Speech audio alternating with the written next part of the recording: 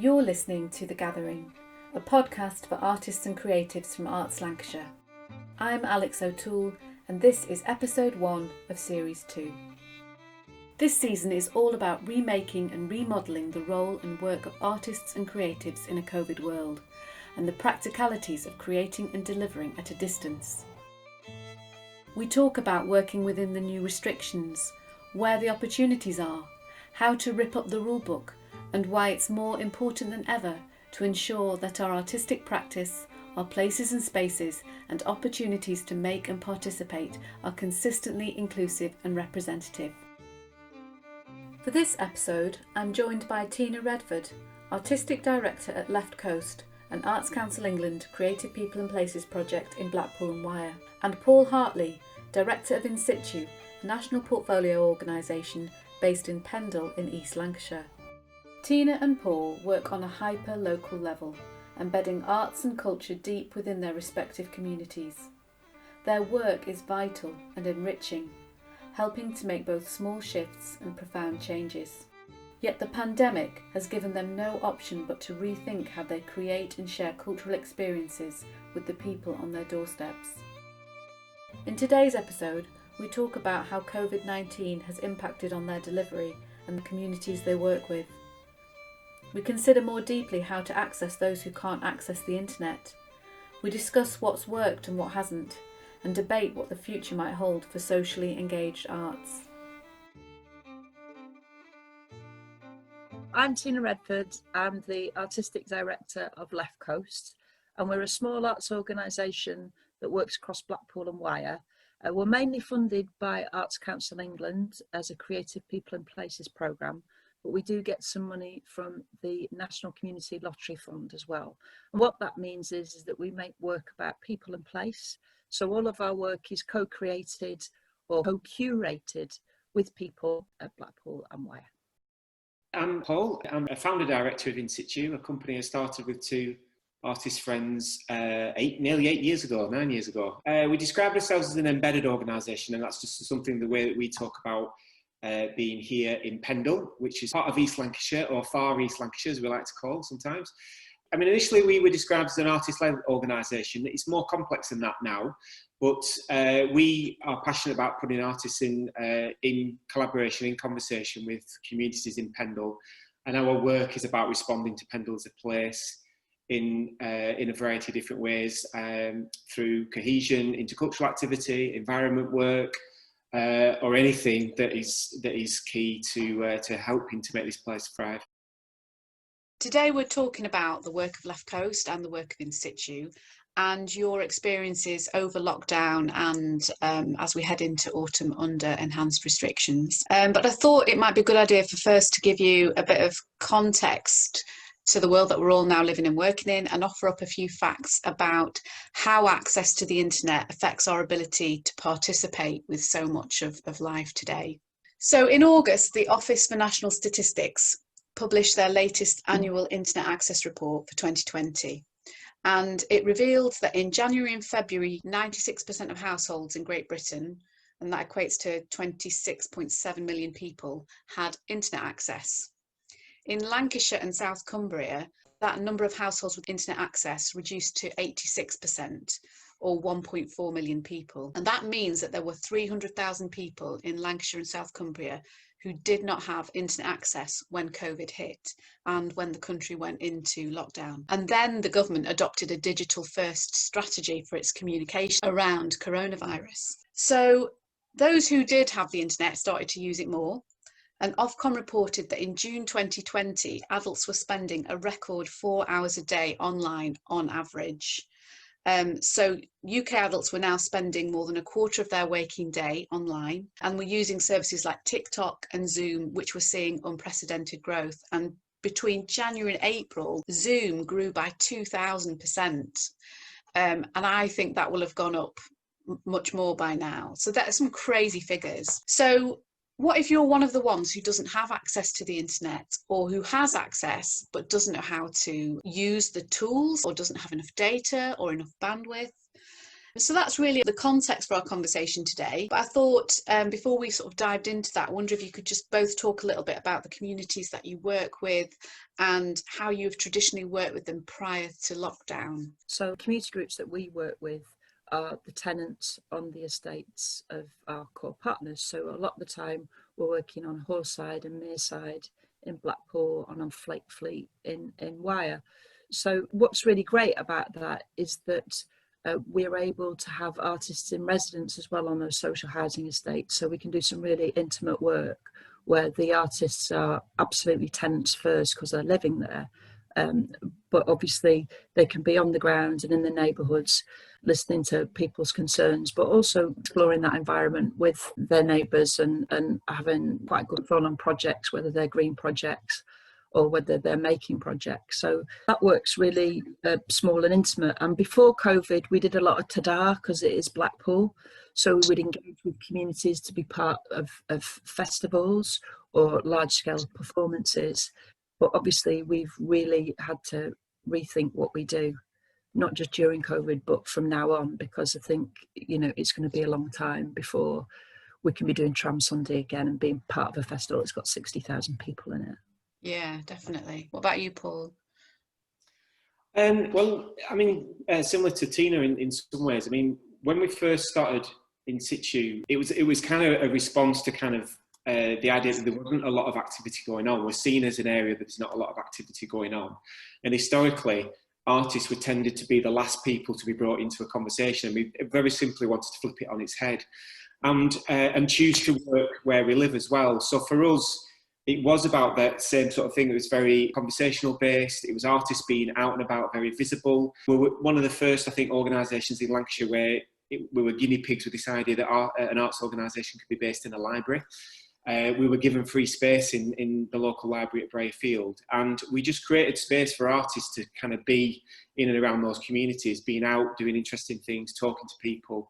And our practice is built from there, really. And the notion of how we feel that makes it embedded and responsive and listening to.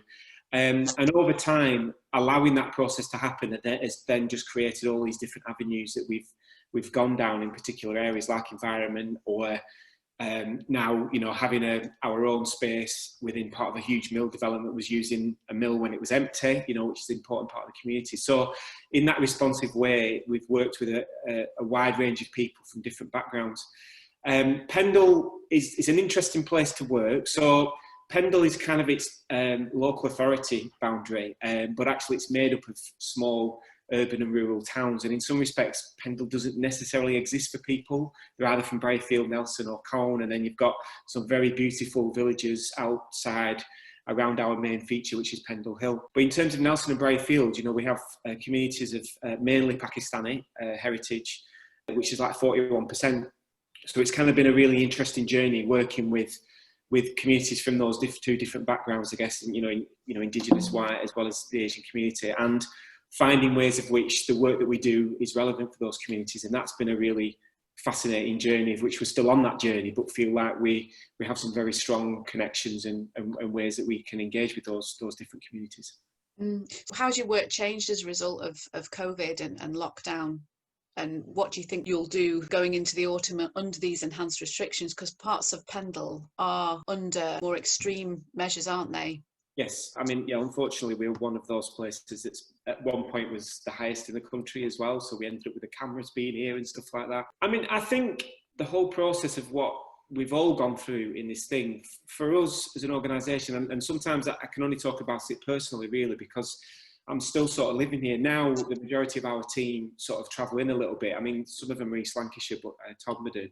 So in some respects, everybody was just like where they were. The biggest challenge I felt was just as an organisation is how we can still be, and often we use the word useful in the work that we do, is how can you still be useful in that work, in that current climate, and actually struggling with the realisation that actually our practice wasn't necessarily the frontline stuff, and where you sort of place yourself within all that under those restrictions. And so for us, we did very quickly move things as much as we could to an online platform, where we found that we could really quickly create a space for people to still have a conversation and dialogue about what was going on. So we use a tool called Talkioki quite a lot, and it's something we've done in collaboration with People Speak. And yeah, Alex, you've experienced it. Yes, I have, yeah. And it's something that we've done in Pendle for a long time, but it's only over the last few years through the partnerships and just the sheer amount that we've done that people kind of now get it, and they see it as a place where you can have a very neutral discussion. And through working with People Speak, we sort of worked out a way that we could still do that online, do that through Zoom, and actually still create a space that was kind of a different way of using Zoom for people and still had that openness. So that immediately worked really well. And through our partners Building Bridges, we have this joint thing called Talking Society. We just started to listen to what was coming through in terms of the conversations, whether that's to do with people struggling with homeschooling, just generally around physical and mental activity and health.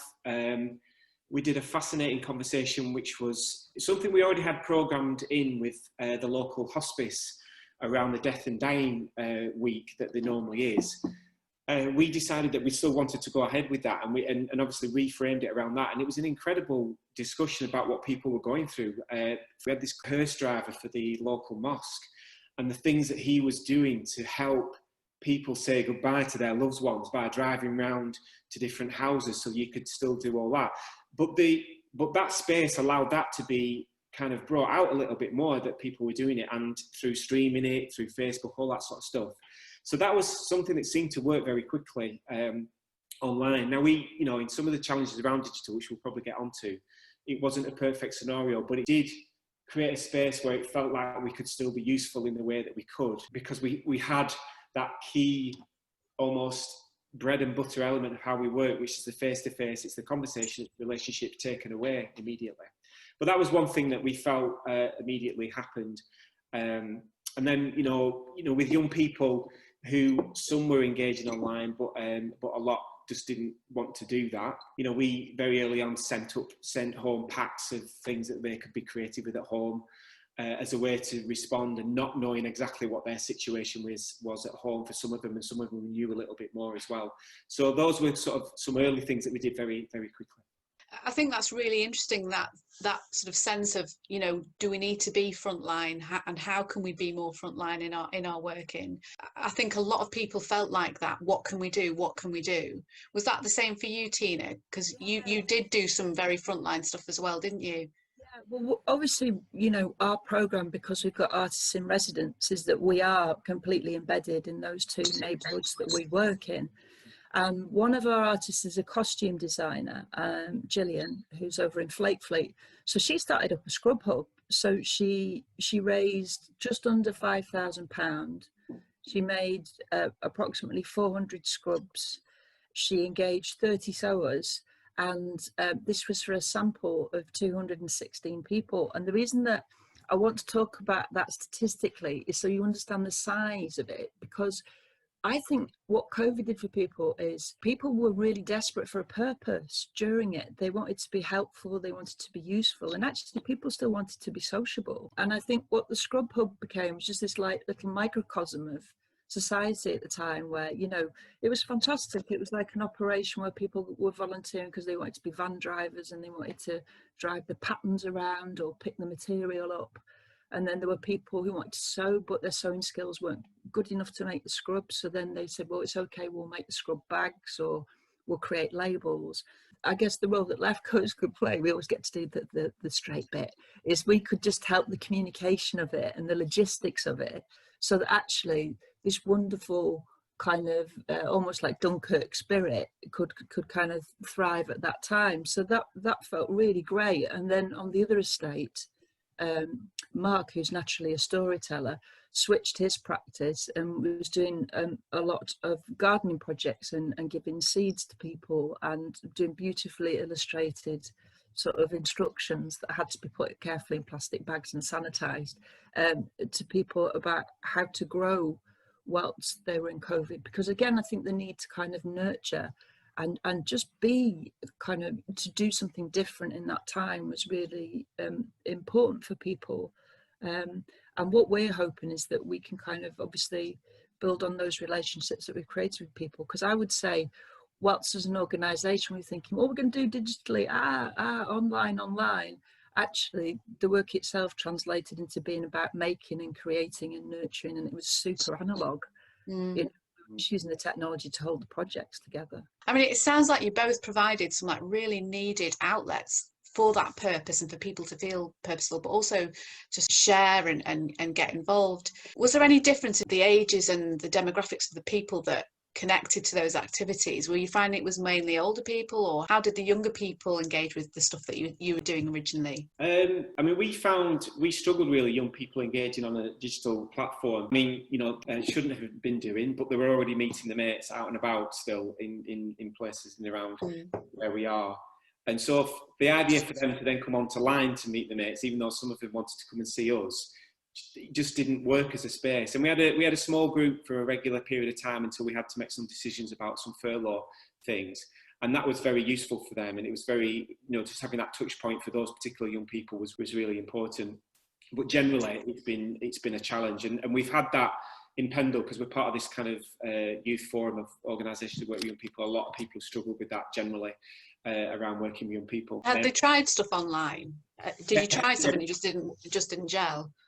Yeah, they've just done, I mean, you know, Zoya, who does some work with us, she's recently, she just bumped into one of the young people in Nelson the other day, and he was sort of like really apologetic. Look, you know, I'm sorry I didn't come to it, but I tried coming in. It just felt weird talking to you online. Do you know what I mean? And so you kind of sort of understand it. I mean, it's weird, isn't it? Because you think young people are the ones that are on that. Yeah, this is their space kind of thing.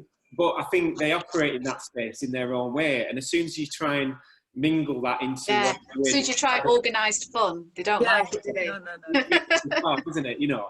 But it was, you know, it was useful for the ones that came, and like I said, we kept sending stuff back as well for people to do things. We had a nice little interaction where they created some work and some letters that they sent to a local care home, which was just a little ad hoc thing that we did, which was nice. I mean, generally in terms of the other digital engagement, it was mainly adults, late 20s upwards, you know. And it's actually opened up the door to people that have never really engaged with us before. Wow. It was more to do with the subject matter that we were putting out there through this sort of programme of conversations that just intrigued people in various different ways. Did you find people just really wanted to talk? Oh yeah, absolutely, yeah. And like I said, there's a way in which we run those sessions that has got those ingredients to still be neutral in the middle, so you're not holding that conversation, what people want to bring to it. It just felt really important for people to be able to have their say about things, you know. And we got into some quite, you know, meaty stuff and some difficult, not difficult, but sort of challenging conversations, but generally people were really up for that. You know, but then there were odd ones where, you know, it was touching on stuff that was just general things that are still moving forward in the area, where actually the space helped to create something that was quite contentious and still enabled that to happen in a way that, again, that nobody was really holding that agenda. You know, we used visualization techniques as part of it as well. So as people were talking, Rick, who works with the team, is just fantastic at turning that into an image, and then we flash that back up and then we reshare that out as well. So sort of digital things that work could still work within that kind of very online format as well. What about you, Tina? Was that the same for you? Did you find that it was the young people weren't wanting to engage online, and it was mainly offline? It's a bit like what Paul said, honestly, and I'm not sure that we're needed to facilitate sort of online conversations, you know, between young people. The things where we've engaged best with young people on our projects, again on the estates, we did a fashion label, so we did a streetwear label called Front Door, and young people met above a pub and made some really small and beautiful collection of clothes based on the theme of debt, you know. So certainly we've not tried to do necessarily a lot of online digital projects with young people, because I just don't think they kind of need us for that in a way. Again, we tend to use that digital as a way to communicate with people and to bring people together rather than to actually facilitate the work that we do. But saying that, I think COVID's going to change that for us somewhat. And ironically, Sarah, who's usually out in the estates on a tricycle with tea-urns on the back chatting to people, because she couldn't do that, she disappeared into the world of kind of AR and VR, and it became really handy because we had a green space over in Flake Fleet, And during COVID, the residents wanted an extra bench there because they wanted to kind of talk to each other but be socially distanced. So one of these benches had been broken and taken away. So Sarah said, well, I'll make one. So she created 4 designs in AR and then took the AR down to the space and showed them what the benches would look like in the space. And then they picked one, and then she went away and made it and then brought it back and put it in the green space. So that, I think it's about digital facilitation as opposed to necessarily, you know, us all suddenly just making stuff on a laptop or on our phones, you know. Yeah, definitely. I mean, it sounds like both have done that really well. Whereas at the beginning, it felt like a lot of people were just shoving the same stuff that they do all the time, just online. And it just, I don't know, it just didn't feel like it worked. Well, you're tempted to do that because it's the quickest and it's the easiest way for you to respond. But then, which was what we thought about doing. But then we thought, well, actually, we can't kind of do this really in an authentic way because we're not a digitally led organisation. But again, I think what COVID's certainly made us think is about, okay, but what actually could we be doing, or what is interesting about this, that what's happened, that can be sort of catalytic perhaps for some new work. So was there anything that either of you did that you tried and it just didn't work? We tried some debates online that didn't work very successfully, but when we switched to polls, that kind of worked better, you know. Yeah. Getting people to kind of vote on things rather than contribute. Why do people like voting? I don't understand. You know, we don't seem to do very well when we vote for things in this country, I don't think. Okay, so were there things that you found that became really important to your community that you hadn't really noticed before because of COVID? Were there things like you were mentioning about the bench, Tina? All of a sudden seating in public spaces becomes really important. Were there things like that for you, Paul, that you noticed people were all of a sudden feeling like they needed more of?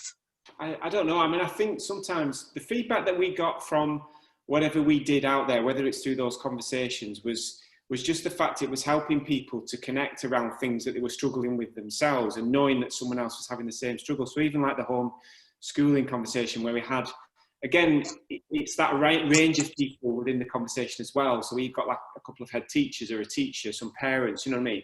All that together and just that recognition that actually we're all struggling with this a little bit was something that was coming through.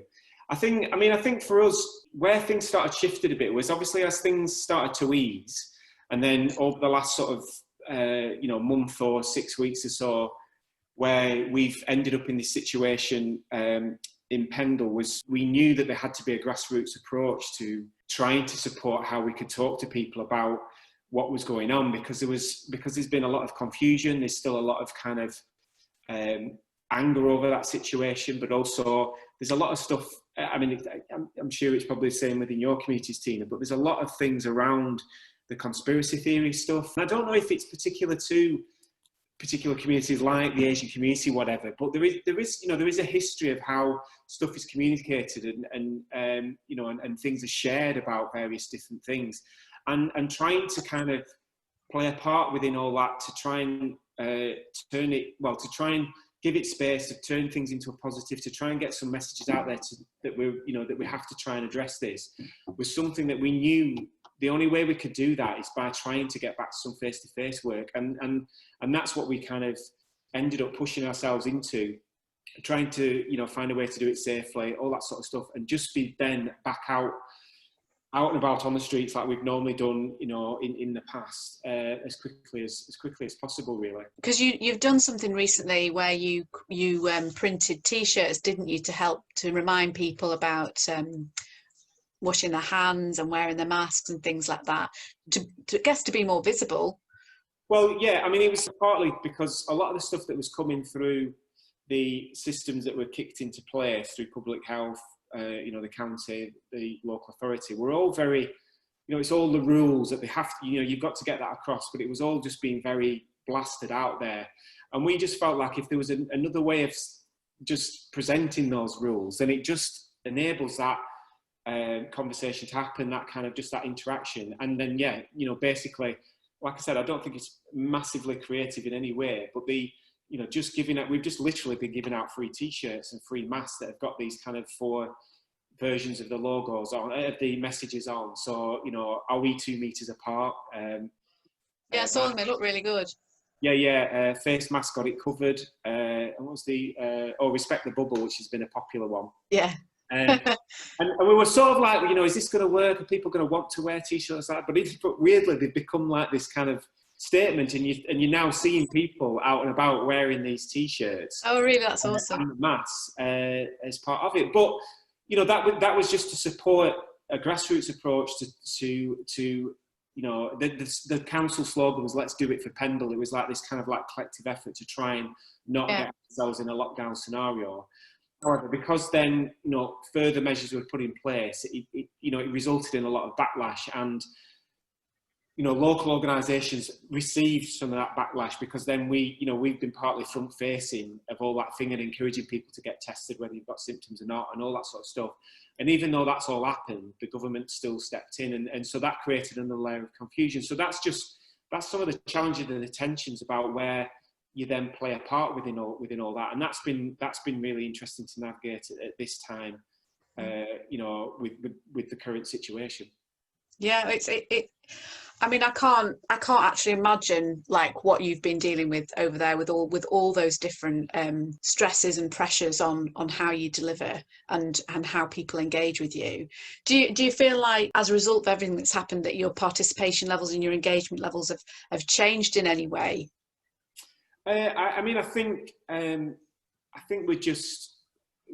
we are reaching and talking to more and new people than we've done in the past, because there's been a different reason to do it and a different way that we've been doing it, even under the restrictions. You know, that idea that you're just in a town centre, you're just having conversations with people. And people have been wanting to talk. I mean, you can really tell people are desperate to talk. Normally they're like, no, I haven't got time. Yeah, exactly. Yeah. I mean, there's definitely still an element of that, because it's almost like the face masks allows that to happen even more. It's like they don't even have to look at you because they've got Well, do you know what? It's really weird. When I've got my glasses on, I think people can't see me. It's just weird. If you put something on your face, it's like you automatically become invisible. I don't know. Or is that just me? But I mean, you know, it actually, you know, trying to just work out how you do it. So whether it's wearing visors, whether it's, you know, all that sort of stuff, which feels like it could be awkward or difficult to make that process work. Actually, you know, we've still been able to get past all that, and you're still having the same kind of intimate conversations, you know, about what people are going through, talking about, even though you've got a mask on or you've got a face visor on, it still works, you know what I mean? Yeah. And I think that's helped us have a bit of confidence to feel like we can actually still do this, you know, and not really freak out that, oh, this is going to really completely change the practice. People still want that connection, don't they? You just slightly changing the way that you do it. Yeah, exactly. But I have to say, it's really interesting, because I found, and I don't know if you found this too, but when you're on the Zoom, people are less guarded, and they do just talk and talk and talk. And I just wondered, you know, if you've increased your usage of different types of digital apps. I mean, you were talking about VR and AR before, but do you find that people on the flip side of the grassroots stuff, do you find that when people have engaged online, that they have been sharing more about perhaps more intimate things? I've been super encouraged by our partners, honestly. To answer the first bit of your question about new technologies, you know, we like a good mind map and a good post-it in our team. So we were a bit knackered, quite frankly, the first couple of weeks. We're so analog. But actually, we've used Mural as a tool, and it's been embraced by the people around us. Like our evaluators are using it with us. We've been working on, you know, a project Painting the Town that we have. We've been working on that, the collaborators on Mural, and that's been really successful too. So that's all been really good. You know, there are some tools that we've adopted that I think we will continue to use. So that's brilliant. And what was the second half of the question? Through Zoom or through whatever other conference call or sharing platforms you've used, do you feel like they've been able to share more with you? I definitely do. I think it was really interesting, the Zoom etiquette, depending on how many people are on the call, because obviously the intimacy of the conversation dilutes the more people that are on it, till eventually you get to presentation and seminar mode. But what I've really welcomed with some partners that I ordinarily struggle to find time to speak to them, as everyone's having more time to talk to you, which has been fantastic. So I've actually been invited on Zoom calls, almost like being invited into meetings, you know, that I feel just wouldn't have happened if it hadn't been for COVID. They've just gone, oh, well, are you free in the next hour? Because I'm going to chat to so-and-so. And there's no getting any buses or getting in your car or getting any trains. You know, all you need to do is somebody send you a link and you can go in that meeting room with that person who's, you know, down the other end of the country. It's like a digital knocking on, isn't it? You in? Yeah, You out? Yeah. And so in that respect, you know, I think it's been great. And also just one other thing, like one of the things for us that we kind of had to really sort of ratchet up, and I'm sure Paul's the same, is like the support of local artists and the support of local creatives. And I think ordinarily, again, it might be quite a hard sell to get like a networking support set online for local creatives, because creatives are doers rather than talkers a lot of the time. But we found that to be quite successful, to sort of network local creatives together and encourage them to be on a platform with one another and then step back out of it. So just to put the facilitation in again, and then us not be part of that conversation, but just kind of having got it on the go. So, you know, there's a lot to be said for this digital malarkey, isn't there? You know, well, there is, but I mean, kind of just, you know, thinking back to what Paul was saying as well, and those figures that I mentioned at the beginning, you know, 300,000 people in Lancashire and South Cumbria not having internet access, and you know, within that there will be people who have disabilities and can't access some of this information in the same way.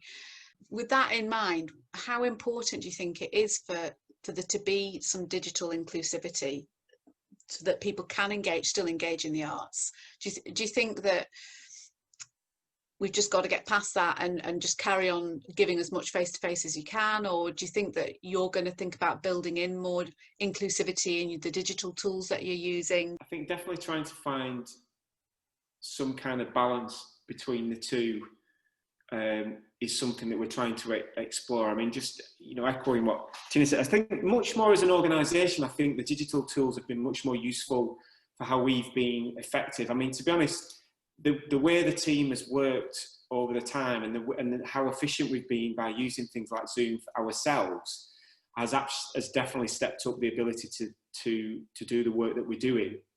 So you feel more productive? Yeah, it's been more productive, it's been more focused. This notion of what the work might look like in the future as a team is something we're starting to really understand. We've started, you know, we've started to look at our space here at the garage, and we've got that sort of ready for staff to come back. But there's actually a recognition that doesn't have to be the case. And interestingly, what it might do, because we've got like you know, shared stay for staff. We've got this, you know, like we have rooms for artists to stay in upstairs and a project space at the back. It actually means that we might be able to use the space even more for activity than staff, because sometimes there's a tension, because it's small, it's hard to have everything going on at once. And so that idea that actually, well, that's fine, I can work at home today because I can do everything I need to do, just challenges that. I mean, and again, personally, that traditional idea of what work is and going to work to do work somewhere has really pushed that forward, you know. And I'm quite excited about what that looks like, and I'm not as worried about this idea that we get back to something, because we don't want to do that. You know, we don't want to get back to a normal at all. You know, it's obviously what we're talking about. Yeah. I mean, in terms of working with community, I mean, there's definitely you know, Pendle is a place where some of that inequality is there, really. That's, you know, the reason why the libraries are still so busy is because a lot of people are just in there using computers, you know, because they don't have them at home. So for me, I think, you know, it'll be interesting to see what more we do engaging people locally digitally versus the face-to-face, because I still feel old school in that sense, that really that is the work, that is what you want to be doing. And I think it's just making sure, you know, in some respects, I'm kind of quite envious that, you know, Tina's describing a residency model that we've had for a while within the community, but at this period of time, it wasn't there at that time. So we didn't have that ability. And I felt, you know, I've been through real challenges of like feeling guilt that we weren't doing enough, or some of the things that we are doing, we couldn't do. And I'm like, well, what's that about then with the practice? You know what I mean? And I would like to think that, you know, because I'm sure something like this is potentially going to happen again. You know, these are the kind of things that we've got to expect in the future. You know, I think that, you know, you want to make sure that that there's an ability to be able to respond like that and use the learning from this to do that. Yeah, definitely. You know that Ludus has decided as a result of COVID not to go back into their building, and they're going to be mobile. Yeah, and actually we're going to do a podcast with Kit to talk about sort of ripping up the rule book and, you know, making those really hard decisions and choosing a different way to go forward. That's amazing. Yeah, it might be worth a conversation with Kit about that. But I mean, you've just got your new space, haven't you? So you wouldn't want to give it up. Well, the thing is, you know, for us, it was never about having a space that becomes a space like that could become a waiter, a venue. You know, It's always been a space that could be really flexible in that sense. But seeing what organisations are going through, we've got those big venues and the struggles and the continued struggles that they're having. You know, I think that there has to be a real ripping up of the rule book, you know, in terms of what that could look like. I think as well, it sort of feeds into that notion of still being, you know, visible within the community. People, they like that regularity, don't they? And knowing where something is and it's always there. And if they know where you are, that contributes to that feeling of trust and confidence, and that you're still there to give them that platform to have these conversations that perhaps they're not able to have elsewhere. Mm-hmm. Yeah. So we've talked about this before, but I think there's a lot of the work that you both do is about engendering this sense of a collective responsibility and a collective obligation to come together for the benefit of the common good. Can you talk a little bit about the kind of things that you feel have worked most successfully for you in terms of making that happen? Are there things that you think that really worked, we're going to try and build on that?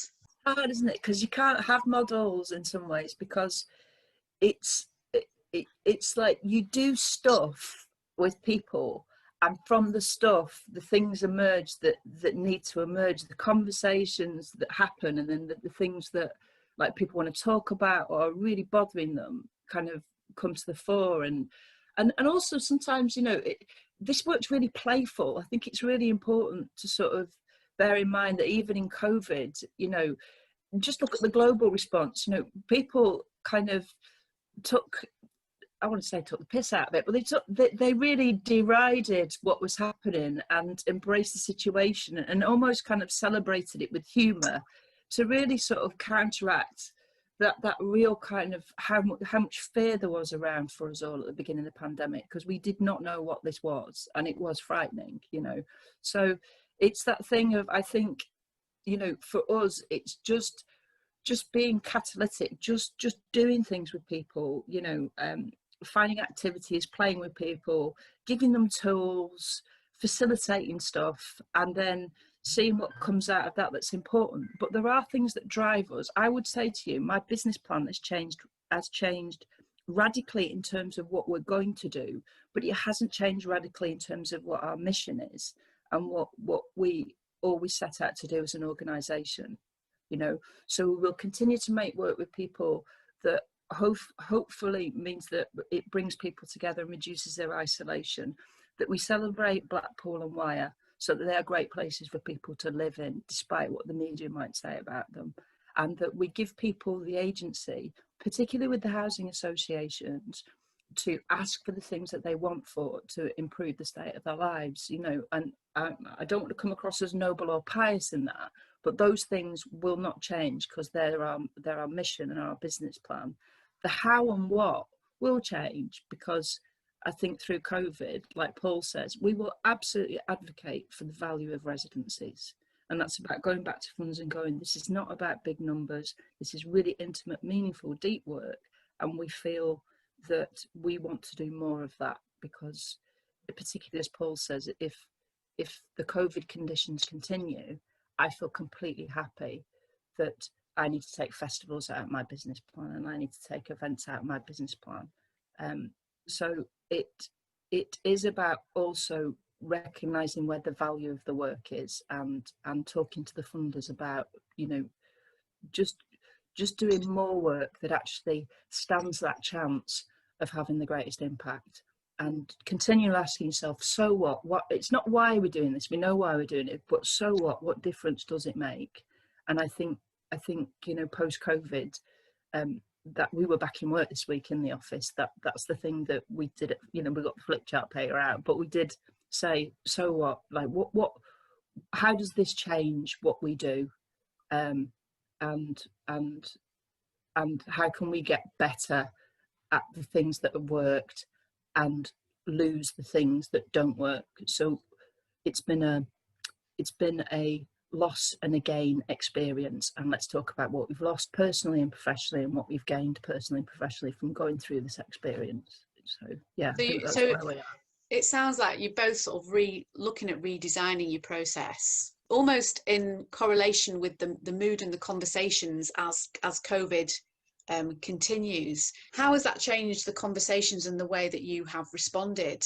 I think the one thing that we do is to try and make sure we create space for people to have that conversation wherever they're at with it, you know. And it's not necessarily, I don't think it's us to correct or challenge in some respects. It's about allowing that to happen so that people can find their own ways through that, you know, in whatever form that might look like. I mean, I think, you know, I agree. I mean, I really agree with what Tina's just saying there.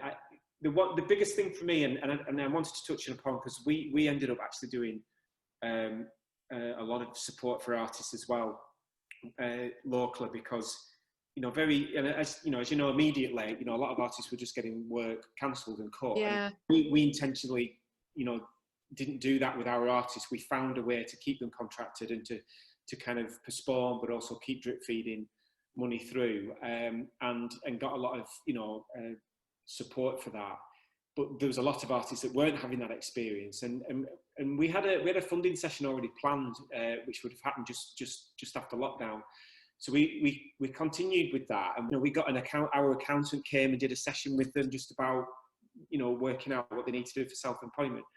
But for me, you know, the thing that's going on at the moment, and this is probably another conversation, but it was just also recognising what we've become as an organisation from where we started, which generally, you know, same as Tina, we're not shifting from our vision, our mission. We're sticking to what that is, and that was partly how we wanted to also create a response to COVID, that we didn't get pulled into various different directions, that we try and stay true to that and just adapt.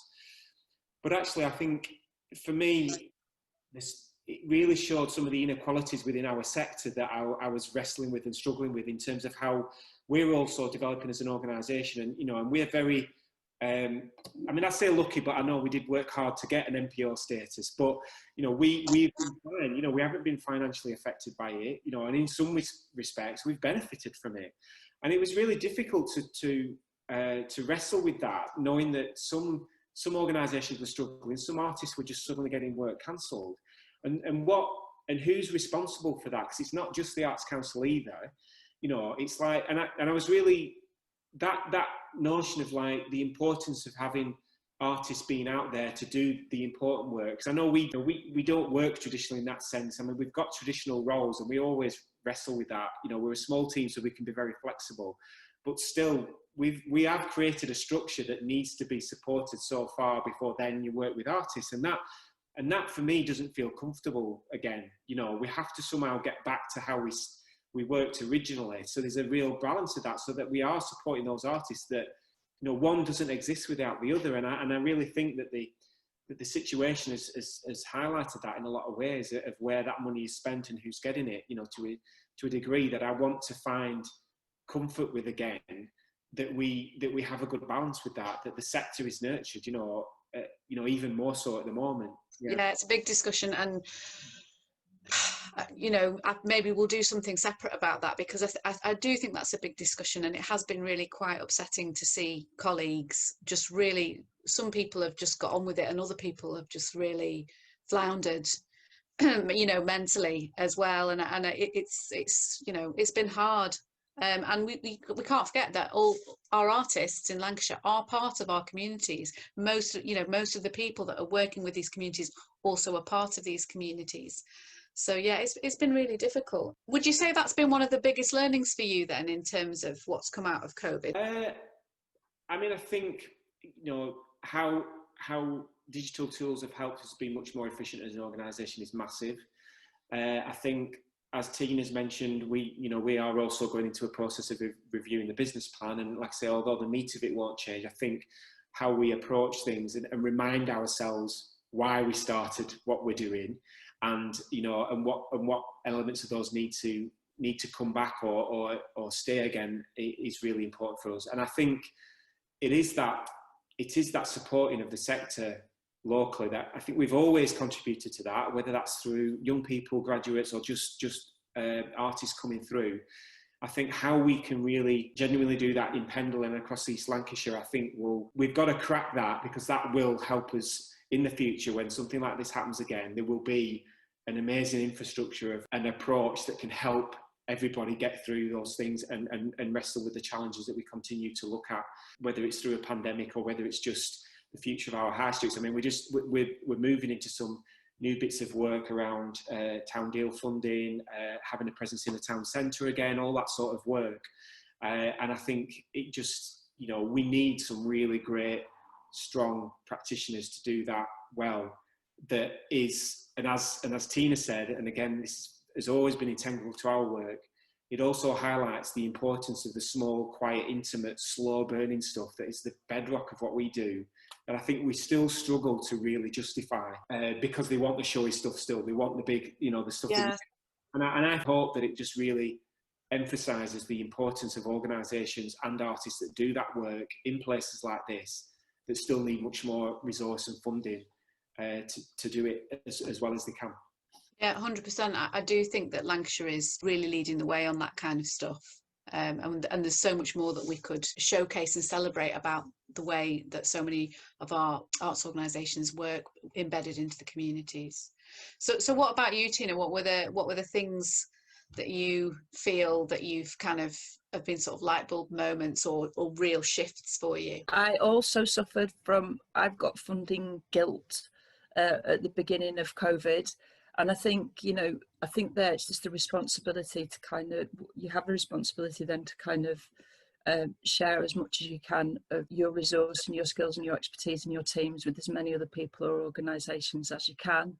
And so, like Paul, thinking about artists, not just their support, but, enabling them to make sort of meaningful commissions in COVID. So just as a for example, however you sit politically, there was all that stuff going on with clapping the NHS, but there were artists that were making work that were really anti that.